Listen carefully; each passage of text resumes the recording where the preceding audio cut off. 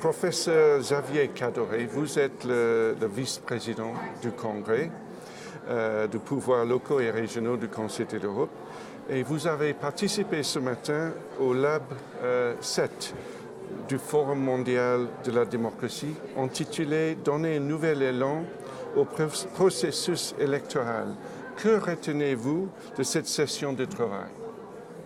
Écoutez, c'est d'abord un sujet d'actualité puisque aujourd'hui même ont lieu les élections américaines. On voit que des électeurs se décident un peu n'importe comment et il n'y a pas véritablement une réflexion, une vue critique des programmes et c'est ce qu'il faut justement éviter. Et le laboratoire de ce matin est à ce titre assez intéressant puisque nous avons vu une jeunesse, et je dois le dire, qui s'est emparée du sujet, soit du dialogue avec le politique, soit la représentativité.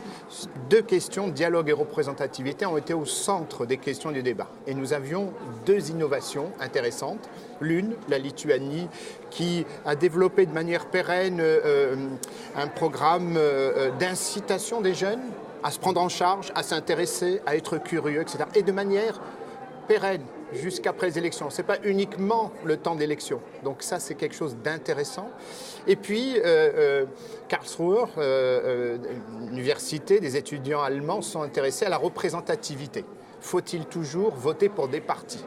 Ne serait-ce pas opportun de voter pour des programmes? Et là aussi, on retrouve la crédibilité, l'intérêt de l'électeur, qui dépasse le simple débat passionnel que nous vivons aux États-Unis aujourd'hui, que nous avons vécu pour le Brexit, où on s'est rendu compte qu'on ne voulait pas ce résultat. Donc on est vraiment au centre de la question de la démocratie, et de la démocratie locale, bien sûr, qui est très chère au Congrès.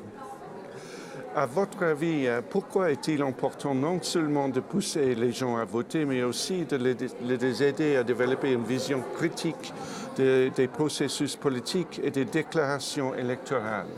Alors, ça a été évoqué aussi dans le laboratoire ce matin.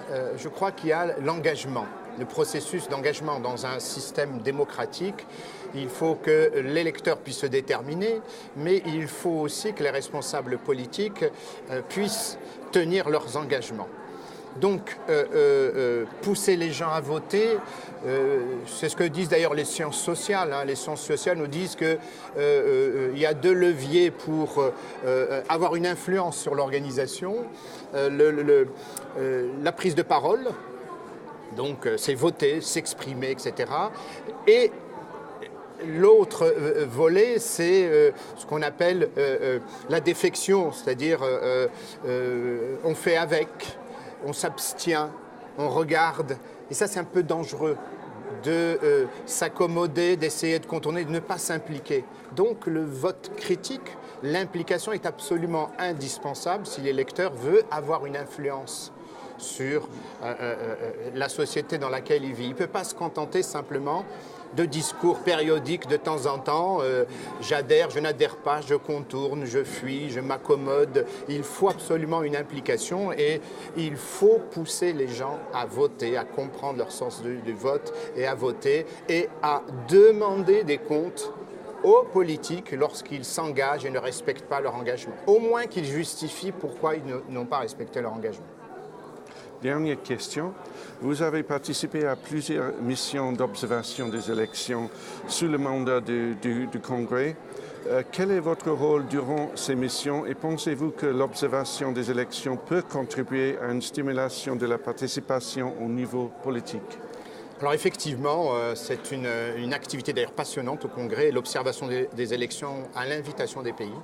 J'ai pour ma part, depuis que je suis membre du Congrès 2010, participé à 6 observations en Bulgarie, en Ukraine, en Albanie et en Arménie. Alors, durant ces missions, nous essayons de nous faire une idée du contexte électoral, du processus électoral et nous faisons des recommandations. Donc pour ce faire, on rencontre évidemment les organisateurs du scrutin, évidemment le ministère chargé des élections, la commission électorale, les juges, le juge de la Cour suprême, s'il y a une Cour suprême, les commissions électorales locales, mais on rencontre aussi les candidats. On rencontre les maires, les sortants, etc. On pose des questions sur le financement. On va voir in situ s'il y a des affiches, s'il y a eu des débats, s'il y a voilà. Donc on est immergé dans le processus électoral et on donne notre avis. Évidemment, le jour J, on observe l'élection. Parfois, on commence à 6 heures du matin, c'est intéressant, et on finit le lendemain, souvent ça se termine très tard dans la nuit, voire le lendemain. Et l'observation à l'invitation du pays est quelque chose d'intéressant parce que, de manière désintéressée, puisque ce n'est pas un contrôle, c'est une observation, le Congrès donne son avis, eu égard aux standards internationaux de démocratie locale. Et ce qui est intéressant dans la démarche, c'est que le Congrès n'arrive pas et ne dit pas voilà, vous êtes très loin, c'est pas bien. Pas du tout. On observe, on met en avant les progrès qui sont réalisés, on pointe du doigt les imperfections, les éléments à faire évoluer, et on dit aux autorités il faut améliorer pour la prochaine fois le processus. Alors ça peut être, le dernier pays que j'ai observé, c'est l'Arménie. Je suis allé 2 fois. D'abord, ça a été avec le cadre institutionnel, le code électoral, il y a eu des modifications constitutionnelles, etc. Et puis après, il y a la mise en œuvre. Donc ça, je pense qu'on les verra pour les prochaines élections. Ceci dit, l'Arménie a par étapes, et d'ailleurs c'est ce que prône le Congrès, il faut que le système se modifie de l'intérieur et à l'intérieur du pays. Il ne faut pas juxtaposer des schémas occidentaux de démocratie. Il faut laisser le pays à son rythme. Si on veut vraiment que la démocratie soit pérenne, il faut laisser le pays à son rythme installer ce processus électoral. Donc de ces points de vue, c'est quelque chose d'intéressant parce qu'on participe à l'amélioration du processus électoral. Le titre pour terminer, la boucle est bouclée du laboratoire 7 ce matin, comment améliorer le processus. C'est d'abord constater, fixer un cadre institutionnel stable et ensuite améliorer le système par la mobilisation des électeurs, la motivation, l'engagement des candidats, etc.